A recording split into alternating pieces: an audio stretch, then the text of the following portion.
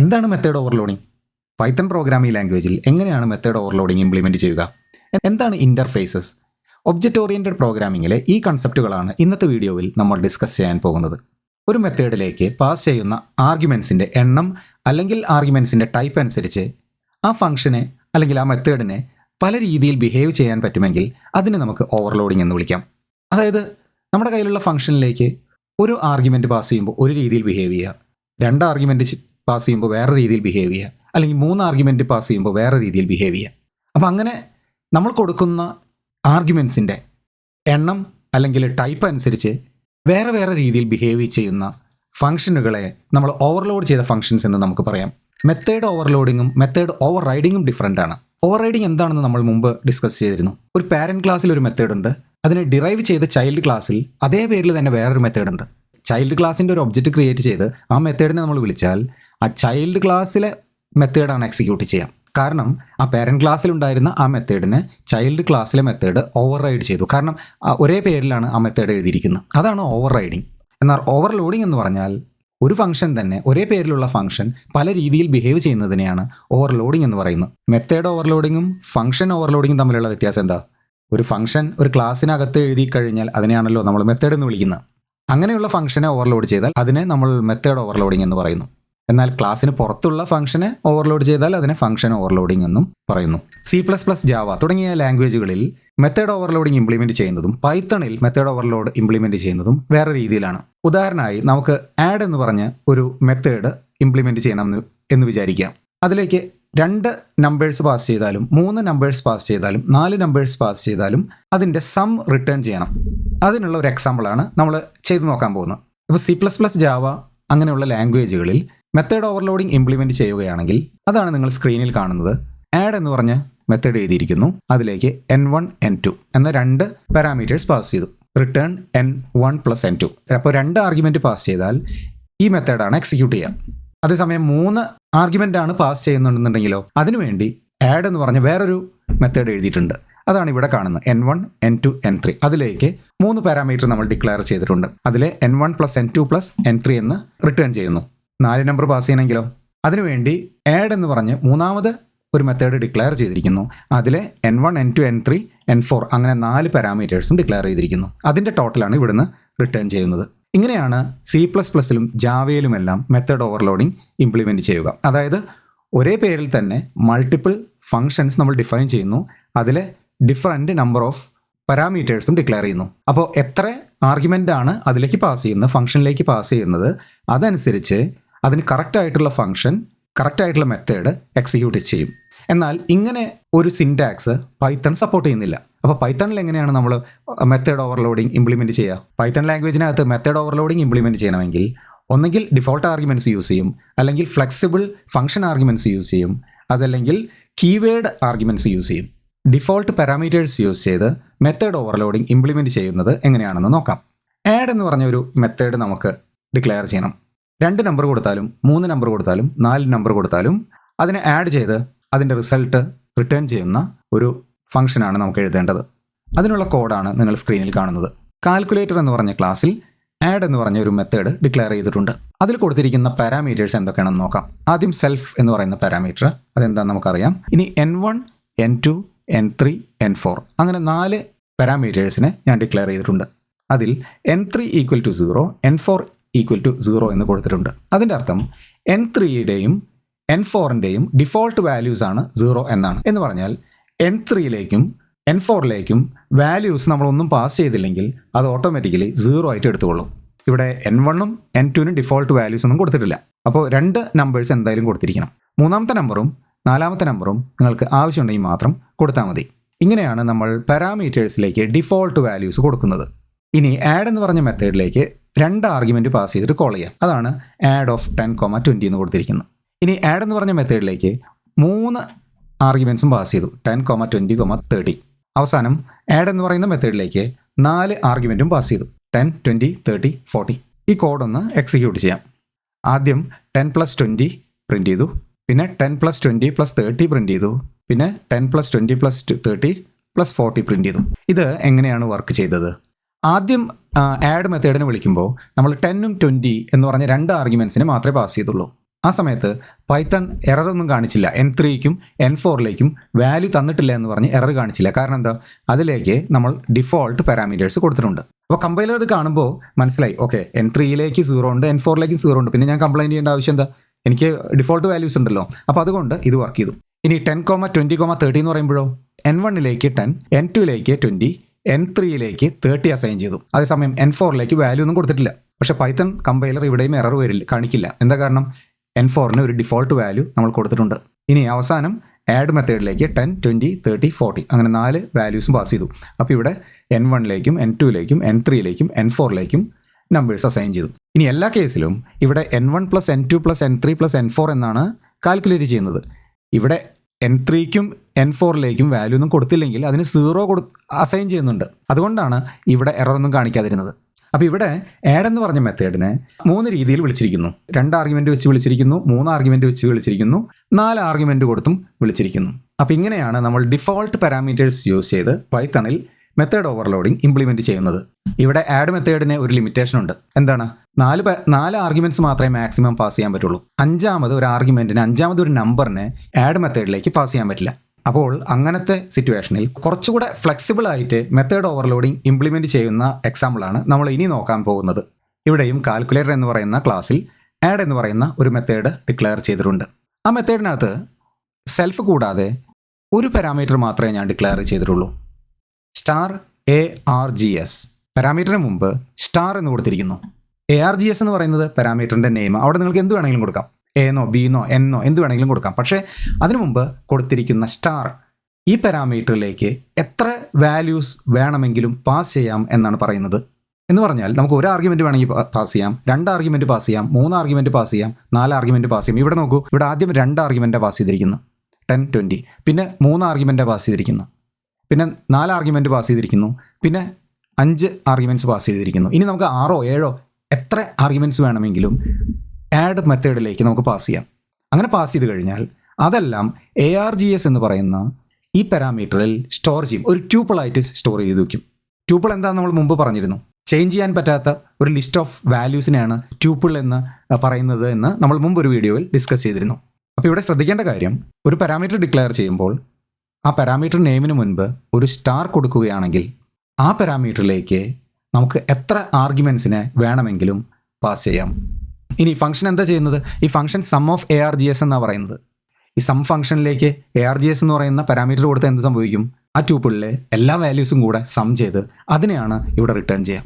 അതുകൊണ്ടാണ് ഇവിടെ ആദ്യം വിളിച്ചപ്പോൾ 30, പിന്നെ 60, 100, 150 എന്ന് കിട്ടിയത്. ഇനി നിങ്ങൾക്ക് മനസ്സിലാക്കാൻ വേണ്ടി ഞാനൊരു പ്രിൻറ്റ് സ്റ്റേറ്റ്മെൻറ്റ് കൊടുക്കാം. ഈ argsൽ എന്ത് വാല്യൂ ആണ് കിട്ടുന്നതെന്ന് നമുക്ക് നോക്കാം, പ്രിൻറ്റ് ചെയ്ത് നോക്കാം. ഇവിടെ ആദ്യം 10, 20 എന്ന് പ്രിൻറ്റ് ചെയ്തു, പിന്നെ 10, 20, 30. അപ്പോൾ ഇങ്ങനെ കൊടുക്കുകയാണെങ്കിൽ ഈ മെത്തേഡിലേക്ക് എത്ര ആർഗ്യുമെൻറ്റ്സിന് വേണമെങ്കിലും നമുക്ക് പാസ് ചെയ്യാം. അടുത്തതായി കീവേഡ് ആർഗ്യുമെൻറ്റ് യൂസ് ചെയ്ത് മെത്തേഡ് ഓവർലോഡിംഗ് ഇംപ്ലിമെൻറ്റ് ചെയ്യുന്നതിൻ്റെ എക്സാമ്പിളാണ് ഇപ്പോൾ നിങ്ങൾ സ്ക്രീനിൽ കാണുന്നത്. ഇവിടെ സെൻഡ് നോട്ടിഫിക്കേഷൻ എന്ന് പറഞ്ഞ് ഒരു മെത്തേഡ് ഡിക്ലെയർ ചെയ്തിട്ടുണ്ട്. എന്താണ് സെൻഡ് നോട്ടിഫിക്കേഷൻ എന്ന് പറഞ്ഞ മെത്തേഡിൻ്റെ ജോലി? ഒരു ഇമെയിൽ അല്ലെങ്കിൽ SMS അയക്കുക എന്നുള്ളതാണ് ഈ മെത്തേഡിൻ്റെ ജോലി. ഇപ്പോൾ ഫോൺ നമ്പറും മെസ്സേജും കൊടുക്കുകയാണെങ്കിൽ അത് SMS ചെയ്യണം. അല്ലെങ്കിൽ ഇമെയിൽ അഡ്രസ്സും സബ്ജക്റ്റും ഇമെയിൽ കണ്ടൻറ്റും കൊടുക്കുകയാണെങ്കിൽ, ഇമെയിൽ ടെക്സ്റ്റും കൊടുക്കുകയാണെങ്കിൽ ഈ ഫംഗ്ഷൻ ഇമെയിൽ അയക്കണം. അതിലേക്ക് കൊടുക്കുന്ന ആർഗ്യുമെൻ്റ് അനുസരിച്ച് ഒന്നുകിൽ ഇമെയിൽ അയക്കണം അല്ലെങ്കിൽ SMS അയക്കണം. അതാണ് ഇതിൻ്റെ ഫംഗ്ഷനാലിറ്റി. അപ്പോൾ അതെങ്ങനെ ഇംപ്ലിമെൻറ്റ് ചെയ്ത് നോക്കാം.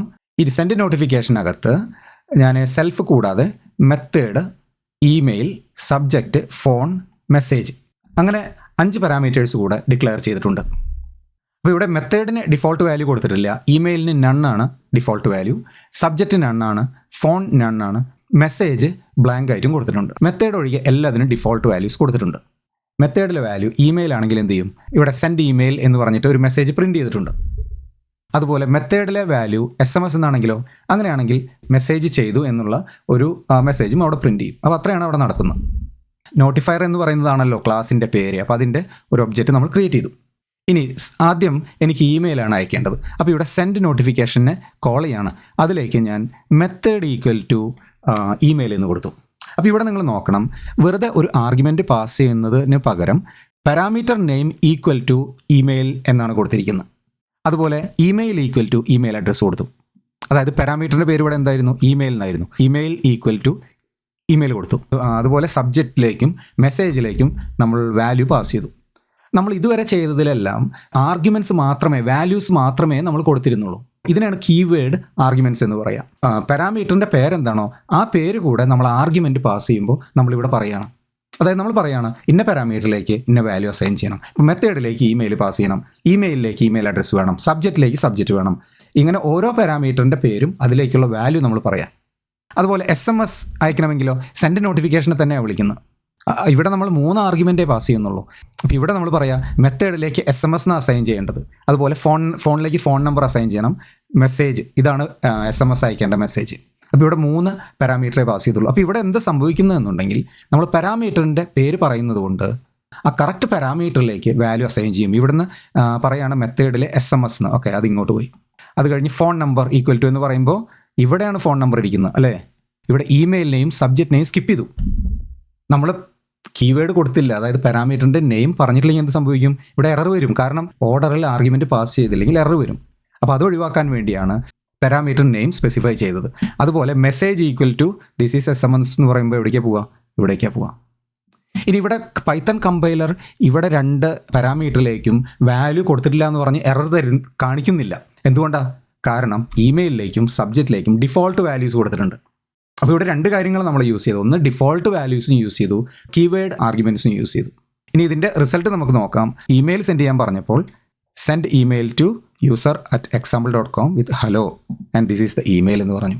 ഇനി SMS അയക്കാൻ പറഞ്ഞപ്പോഴോ send SMS to this phone number with this message എന്ന് പറഞ്ഞു. അപ്പോൾ ഇവിടെ മെത്തേഡിലെ വാല്യൂ എന്താണെന്നുണ്ടെങ്കിൽ അത് ഇമെയിലാണോ SMS ആണോ എന്ന് നോക്കി അതിനെ ഹാൻഡിൽ ചെയ്യാൻ വേണ്ടിയുള്ള കോഡ് ഇവിടെ എഴുതിയിട്ടുണ്ട്. അത് എങ്ങനെയാണ് ചെയ്തതെന്ന് നമുക്കറിയാം. ഇവിടുത്തെ ഇമ്പോർട്ടൻസ് എന്ന് പറഞ്ഞാൽ ഇവിടെ നമുക്ക് ആവശ്യമുള്ള പാരാമീറ്റേഴ്സിലേക്ക് മാത്രമേ നമ്മൾ വാല്യൂ പാസ് ചെയ്തുള്ളൂ എന്നുള്ളതാണ്. അപ്പോൾ നിങ്ങൾ ഓർത്തിരിക്കേണ്ട കാര്യം, നിങ്ങളൊരു ഫംഗ്ഷൻ ഡിക്ലെയർ ചെയ്തു, ആ ഫംഗ്ഷനിലേക്ക് ഒരു ഓർഡറിൽ നിങ്ങൾ വാല്യൂസ് പാസ് ചെയ്യാൻ പറ്റില്ല എന്ന് വിചാരിച്ചു. അപ്പോൾ ആ ഫംഗ്ഷനെ കോൾ ചെയ്യുന്ന സമയത്ത് ആ ആർഗ്യുമെൻറ്റിൻ്റെ കൂടെ ആ പാരാമീറ്ററിൻ്റെ നെയിം കൂടെ കൊടുത്താൽ ഈക്വൽ ടു എന്ന് പറഞ്ഞ് കൊടുത്താലും മതി. അങ്ങനെയാണ് ഇവിടെ വർക്ക് ചെയ്തത്. അപ്പോൾ 3 ടൈപ്പിൽ നമ്മൾ മെത്തേഡ് ഓവർലോഡിങ് ഇംപ്ലിമെൻറ്റ് ചെയ്തു. എന്തൊക്കെയാണ് ചെയ്തത്? ആദ്യം ഡിഫോൾട്ട് പാരാമീറ്റർ യൂസ് ചെയ്തു, 2 വേരിയബിൾ ആർഗ്യുമെൻറ്റ് ലെങ്ത് യൂസ് ചെയ്തു, സ്റ്റാർ യൂസ് ചെയ്തിട്ട്, 3 കീവേഡ് ആർഗ്യുമെൻറ്റ് യൂസ് ചെയ്തു. ഒബ്ജക്റ്റ് ഓറിയൻറ്റഡ് പ്രോഗ്രാമിങ്ങിലെ വളരെ പ്രധാനപ്പെട്ട ഒരു കൺസെപ്റ്റാണ് ഇനി നമ്മൾ ഡിസ്കസ് ചെയ്യാൻ പോകുന്നത്, ഇൻ്റർഫേസസ്. വലിയൊരു ആപ്ലിക്കേഷൻ പ്രോഗ്രാം നമ്മൾ ഡെവലപ്പ് ചെയ്യുമ്പോൾ അതിൽ ഒരുപാട് ക്ലാസ്സുകളുണ്ടാവും. ഈ ക്ലാസ്സുകളൊക്കെ എങ്ങനെയിരിക്കണം, അതിലെന്തൊക്കെ മെത്തേഡ്സ് ഉണ്ടായിരിക്കണം, ആ മെത്തേഡ്സിൻ്റെ പേരെന്തായിരിക്കണം, അതിലെ ആർഗ്യുമെൻറ്റ്സ് എന്തായിരിക്കണം, ഇതെല്ലാം നമ്മൾ ആദ്യം തന്നെ ഡിഫൈൻ ചെയ്തു വയ്ക്കുന്നു. നമ്മൾ ഉപയോഗിക്കുന്ന ഓരോ ക്ലാസ്സിൻ്റെയും ബ്ലൂ പ്രിൻ്റ് നമ്മൾ ആദ്യം തന്നെ ഡിഫൈൻ ചെയ്തു വയ്ക്കുന്നു. അങ്ങനെ ഡിഫൈൻ ചെയ്യുന്ന ആ ബ്ലൂ പ്രിൻറ്റിനെയാണ് നമ്മൾ ഇൻ്റർഫേസ് എന്ന് പറയുന്നത്. ഒരു ക്ലാസ്സിൽ ഏതൊക്കെ മെത്തേഡ്സ് ഉണ്ടായിരിക്കണം എന്ന് നമ്മൾ ആദ്യം തന്നെ പറയുന്നു. ആ മെത്തേഡ്സ് എങ്ങനെ വർക്ക് ചെയ്യണമെന്ന് നമ്മൾ പറയുന്നില്ല. അതിലേതൊക്കെ മെത്തേഡ്സ് ഉണ്ടായിരിക്കണം, അത് ഏതൊക്കെ പാരാമീറ്റേഴ്സ് ഉണ്ടായിരിക്കണമെന്ന് നമ്മൾ ആദ്യം തന്നെ ഡിഫൈൻ ചെയ്ത് വെക്കുകയാണ്. പൈത്തണിൽ ഇൻ്റർഫേസ് ഡിഫൈൻ ചെയ്യാൻ വേണ്ടി ഇൻ്റർഫേസ് എന്ന് പറഞ്ഞൊരു കീവേഡ് ഇല്ല. പക്ഷേ പല ഹൈ ലെവൽ ലാംഗ്വേജുകളിലും ഇൻ്റർഫേസ് എന്ന് പറഞ്ഞൊരു കീവേഡ് യൂസ് ചെയ്താണ് ഇൻ്റർഫേസസിനെ ഇംപ്ലിമെൻറ്റ് ചെയ്യുന്നത്. വലിയ ആപ്ലിക്കേഷനിലൊക്കെ ഒരു ക്ലാസ് എങ്ങനെയായിരിക്കുമെന്ന് ഡിഫൈൻ ചെയ്യാൻ കാരണം അത് കൺസിസ്റ്റൻസിക്ക് വേണ്ടിയാണ്. ആ ക്ലാസ്സിൽ നിന്നും ഇൻഹെറിറ്റ് ചെയ്ത പുതിയ ചൈൽഡ് ക്ലാസ്സുകൾ ഉണ്ടാക്കുന്ന ഏതൊരു ഡെവലപ്പറിനും ആർക്കും മനസ്സിലാക്കാൻ പറ്റും, ഓക്കെ, ഈ ക്ലാസ്സിൽ എന്തൊക്കെ മെത്തേഡുകൾ ഉണ്ടായിരിക്കണം, ആ മെത്തേഡിനെ എങ്ങനെയാണ് ഡിഫൈൻ ചെയ്യേണ്ടത് എന്ന്. പൈത്തണിൽ ഇൻ്റർഫേസ് എന്ന് പറഞ്ഞൊരു കീവേഡ് ഇല്ല എന്ന് ഞാൻ പറഞ്ഞു. അപ്പോൾ അബ്സ്ട്രാക്ട് ക്ലാസ്സസും ഡക്ക് ടൈപ്പിങ്ങും യൂസ് ചെയ്താണ് ഇൻ്റർഫേസസ് ഇംപ്ലിമെൻറ്റ് ചെയ്യാം. അബ്സ്ട്രാക്ട് ക്ലാസ്സും ഡക്ക് ടൈപ്പിങ്ങും എന്താണെന്നും അതെങ്ങനെ ഇംപ്ലിമെൻറ്റ് ചെയ്യുക എന്നുള്ളതും നമ്മൾ കഴിഞ്ഞ വീഡിയോകളിൽ ഡിസ്കസ് ചെയ്തിരുന്നു. അതിൻ്റെ ലിങ്ക് വീഡിയോ ഡിസ്ക്രിപ്ഷനിൽ കൊടുത്തിട്ടുണ്ട്. ഇനി ഇൻ്റർഫേസസ് എങ്ങനെയാണ് ഇംപ്ലിമെൻറ്റ് ചെയ്യുക എന്ന് നോക്കാൻ വേണ്ടി ഞാനൊരു എക്സാമ്പിൾ കാണിക്കാം. നിങ്ങളെല്ലാവരും ഗൂഗിൾ പേ യൂസ് ചെയ്തിട്ടുണ്ട്. ഗൂഗിൾ പേയിൽ നമ്മൾ പേയ്മെൻറ്റ് ചെയ്യാൻ വേണ്ടി നമ്മൾ ബാങ്ക് അക്കൗണ്ട് യൂസ് ചെയ്യാറുണ്ട്, അതല്ലെങ്കിൽ ക്രെഡിറ്റ് കാർഡ് യൂസ് ചെയ്യാറുണ്ട്, അതല്ലെങ്കിൽ UPI പേയ്മെൻറ്റ് യൂസ് ചെയ്യാറുണ്ട്. ഇവിടെ പേയ്മെൻറ്റ് ഗേറ്റ്വേ എന്ന് പറഞ്ഞ് ഒരു ഇൻ്റർഫേസ് ഞാൻ ഡിക്ലെയർ ചെയ്യുകയാണ്. അബ്സ്ട്രാക്ട് ക്ലാസ് യൂസ് ചെയ്താണ് പേയ്മെൻറ്റ് ഗേറ്റ്വേ എന്ന് പറയുന്ന ഇൻ്റർഫേസിനെ ഞാൻ ഡിക്ലെയർ ചെയ്യുന്നു. ABC എന്ന് പറയുന്ന അബ്സ്ട്രാക്ട് ക്ലാസ് ഇംപ്ലിമെൻറ്റ് ചെയ്യാൻ വേണ്ടി ABC എന്ന് പറയുന്ന ക്ലാസ്സിനെ നമ്മൾ ഇമ്പോർട്ട് ചെയ്തു. അതുപോലെ payment gateway abstract class create ചെയ്തു. ഇനിഷ്യേറ്റ് പേയ്മെൻറ്റ്, അതുപോലെ റീഫണ്ട് പേയ്മെൻറ്റ്, ഇങ്ങനെ 2 അബ്സ്ട്രാക്ട് മെത്തേഡും ഈ ക്ലാസ്സിൽ ഡിക്ലെയർ ചെയ്തു.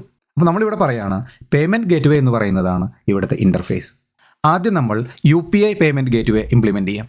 അപ്പോൾ ഇവിടെ UPI പേയ്മെൻറ്റ് ഗേറ്റ്വേ ഇംപ്ലിമെൻറ്റ് ചെയ്യുമ്പോൾ നമ്മൾ ഇൻഹെറിറ്റ് ചെയ്തിരിക്കുന്നത് പേയ്മെൻറ്റ് ഗേറ്റ്വേ ഇൻ്റർഫേസിൽ നിന്നാണ്, അബ്സ്ട്രാക്ട് ക്ലാസ്സിൽ നിന്നാണ്. നമ്മൾ ആ കൺസെപ്റ്റിനെയാണ് ഇവിടെ ഇൻ്റർഫേസ് എന്ന് പറയുന്നത്. ഇൻ്റർഫേസ് എന്ന് പറയുന്നത് ഒരു കൺസെപ്റ്റാണ് ഇവിടെ. അത് ഇംപ്ലിമെൻറ്റ് ചെയ്യണമെങ്കിൽ അബ്സ്ട്രാക്ട് ക്ലാസ്സോ അതല്ലെങ്കിൽ ഡക്ക് ടൈപ്പിങ്ങോ യൂസ് ചെയ്താണ് നമ്മൾ ഇംപ്ലിമെൻറ്റ് ചെയ്യുന്നത്. അപ്പോൾ ഇവിടെ ഇനിഷ്യലൈസ് പേയ്മെൻറ്റ് എന്ന് പറയുന്ന മെത്തേഡിനെ നമ്മൾ ഇംപ്ലിമെൻറ്റ് ചെയ്യുന്നു.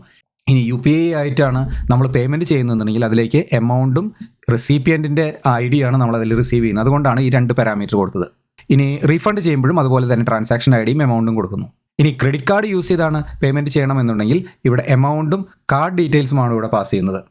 ഇനി നമ്മൾ പ്രോസസ് പേയ്മെൻറ്റ് എന്ന് പറഞ്ഞ ഒരു മെത്തേഡ് ഡിക്ലെയർ ചെയ്തിരിക്കുന്നു. അതിലേക്ക് പേയ്മെൻറ്റ് ഗേറ്റ്വേ ഏതാണെന്നും എമൗണ്ടും റെസിപ്പിയൻറ്റും ഏതാണെന്നും നമ്മൾ പാസ് ചെയ്യുന്നു. Result equal to gateway dot initialize payment. ഇവിടെ ഗേറ്റ്വേ ഡോട്ട് ഇനിഷ്യലൈസ് പേയ്മെൻറ്റ് എന്ന് പറയുമ്പോൾ എന്ത് സംഭവിക്കും?